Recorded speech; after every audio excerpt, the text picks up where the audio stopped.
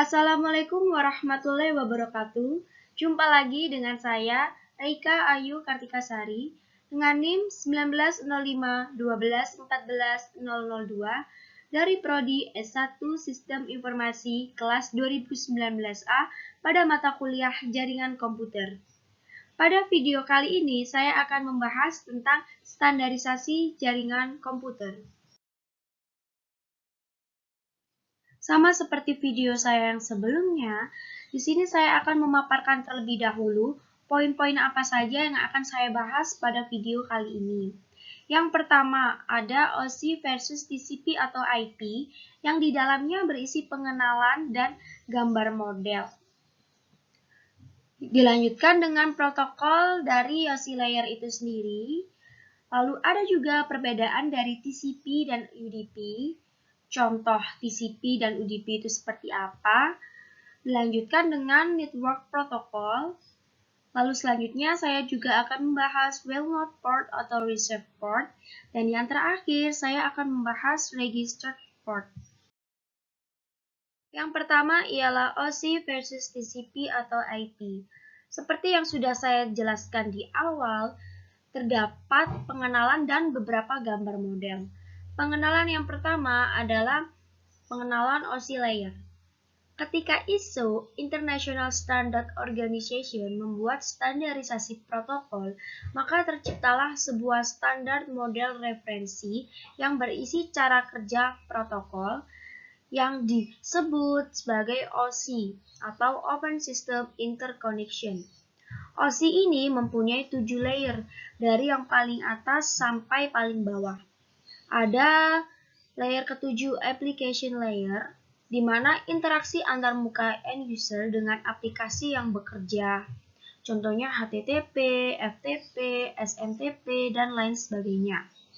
Layer ke-6 ada presentation layer. Layer ini bekerja dengan mentranslasikan format data yang hendak ditransmisikan oleh aplikasi melalui jaringan ke dalam format yang bisa ditransmisikan oleh jaringan. Layer kelima ialah session layer yang akan mendefinisikan bagaimana koneksi dapat dibuat, dipelihara, atau dihancurkan. Layer keempat ialah transport layer. Layer ini akan melakukan pemecahan data ke dalam paket-paket serta memberikan nomor urut pada paket-paket data tersebut sehingga dapat disusun kembali ketika sudah sampai pada sisi tujuan. Layer yang ketiga ialah network layer. Layer ini akan membuat header untuk paket-paket yang berisi informasi IP, baik IP pengirim maupun tujuan. Layer yang kedua ialah data link layer, berfungsi untuk menentukan bagaimana bit-bit data dikelompokkan menjadi format yang disebut sebagai frame. Lalu layer yang terakhir atau layer pertama ialah physical layer. Layer ini bekerja dengan mendefinisikan media transmisi jaringan, metode pensinyalan, sinkronisasi bit, arsitektur jaringan, hal seperti halnya Ethernet, topologi jaringan, dan pengabelan. Selanjutnya ada pengenalan TCP atau IP. Nah, sebelumnya kan kita sudah belajar OSI, sekarang kita belajar yang TCP atau IP. TCP atau IP ini mempunyai 5 layer. Layer kelima itu application layer, layer keempat transport layer, layer ketiga internet layer, dan layer kedua itu network access layer, lalu terakhir layer pertama itu physical layer. Ini berikut penjelasannya. Layer kelima mendefinisikan aplikasi yang dijalankan pada jaringan. Layer keempat mendefinisikan cara untuk melakukan pengiriman data antara end-to-end host secara handal. Layer ketiga mendefinisikan bagaimana hubungan dapat terjadi antara dua pihak yang berada pada jaringan yang berbeda. Lalu ini ada layer kedua, mengatur penyaluran data frame pada media fisik yang digunakan secara handal. Dan yang terakhir, layer pertama mendefinisikan besaran fisik seperti media komunikasi, tegangan, arus, dan lain sebagainya. Berikut adalah gambar model dari OSI dan juga TCP atau IP. OSI mempunyai 7 layer, sedangkan TCP atau IP hanya mempunyai 5 layer. Ini saya juga contohkan lagi satu gambar model. Jadi lebih singkatnya itu, ketika data ditransfer melalui jaringan, sebelumnya data tersebut harus melewati ketujuh layer dari satu terminal, mulai dari layer aplikasi sampai physical layer. Kemudian di sisi penerima, data tersebut harus melewati layer physical sampai aplikasi. Pada saat data melewati satu layer dari sisi pengirim, maka akan ditambahkan satu header. Sedangkan pada sisi penerima, header dicopot sesuai dengan layernya, dan masing-masing layer mempunyai tugas tersendiri demi kelancaran data yang akan dikirimkan. Selanjutnya ada protokol yang terdapat dalam OSI layer nih teman-teman. Layer ke-7 application layer ada 9, layer ke-6 presentation layer ada 3, dan layer ke-5 session layer ada 5. Lalu selanjutnya, layer ke-4 transport layer ada 2, layer ke-3 network layer ada 5, layer kedua data link layer ada 2, dan yang terakhir layer pertama physical layer ini tidak mempunyai protokol yang spesifik di layer ini.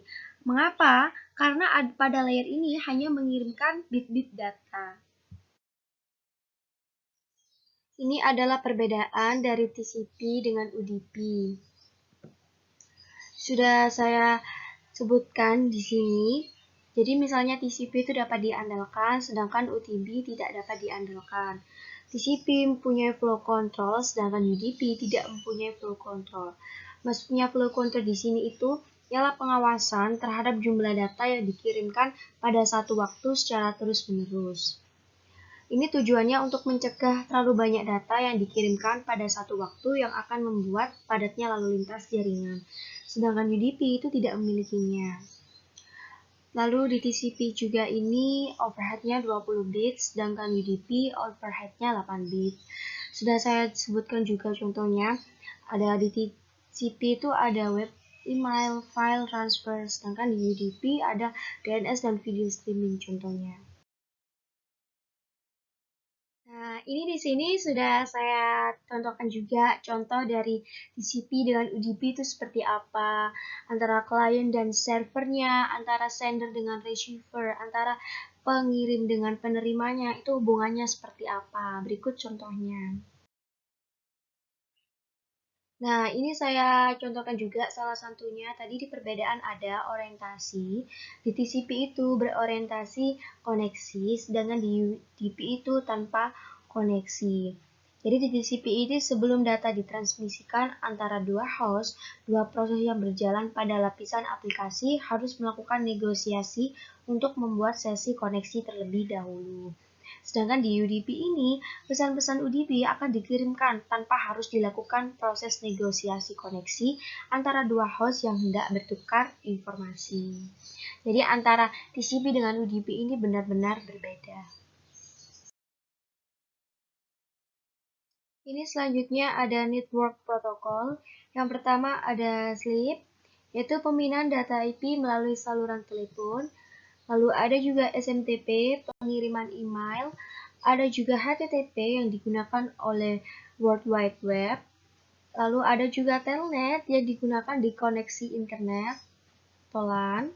Lalu ada FTP, yaitu yang berjalan di dalam lapisan aplikasi yang merupakan standar untuk pentransferan file.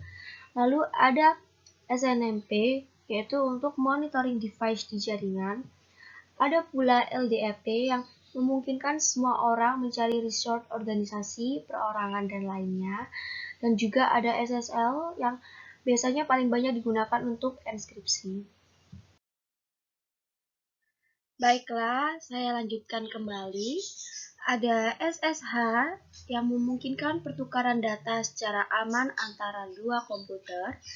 Lalu ada POP3 yang mengambil email dari email server. Ada pula Internet Message Access Protocol, yaitu pengguna dapat memilih pesan email yang akan diambil. Ada juga Internet Control Message Protocol yang digunakan oleh sistem komputer jaringan. Ada point-to-point protocol yang biasanya banyak digunakan pada Wide Area Network atau WAN. Ada Domain Name System atau DNS yang digunakan untuk pencarian nama komputer. Dan yang terakhir ada HTTPS, yaitu versi aman dari HTTP. Selanjutnya kita akan membahas tentang well-known port atau reserved port, yakni antara 0 sampai 1023.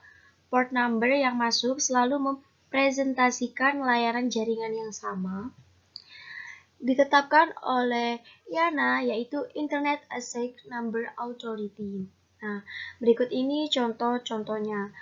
Kan tadi portnya antara 0 sampai 1023. Nah, jadi ini saya contohkan port 80 itu untuk HTTP, 443 untuk HTTPS, 2021 untuk FTP, dan juga ada fungsinya. Contohnya POP3. Portnya 110 digunakan untuk Post Office Protocol atau POP Mailbox. Ini ada pula Registered Port, yaitu vendor komputer atau jaringan yang mendukung aplikasi dan sistem operasi yang mereka buat. Range-nya itu berkisar dari 1024 hingga 49151. Beberapa portnya itu dynamically assigned port. Didaftarkan IANA juga, tetapi tidak dialokasikan secara permanen. Dan berikut contohnya. Contohnya Registered Port 1812, aplikasinya Radius Authentication Protocol, protokolnya UDP, dan seterusnya. Tak terasa, penjelasan saya di video kali ini tentang standarisasi jaringan komputer sudah saya jelaskan. Harapannya teman-teman semua sudah paham dan lebih mengerti tentang standarisasi jaringan komputer. Saya juga meminta maaf apabila ada tutur kata saya yang salah. Saya rasa cukup dari saya. Sekian, terima kasih. Tapi jangan lupa ya teman-teman untuk terus menyaksikan video dari saya, karena pasti nanti bakalan ada informasi-informasi yang penting dan pastinya menarik bagi teman-teman semua nih. Wassalamualaikum warahmatullahi wabarakatuh.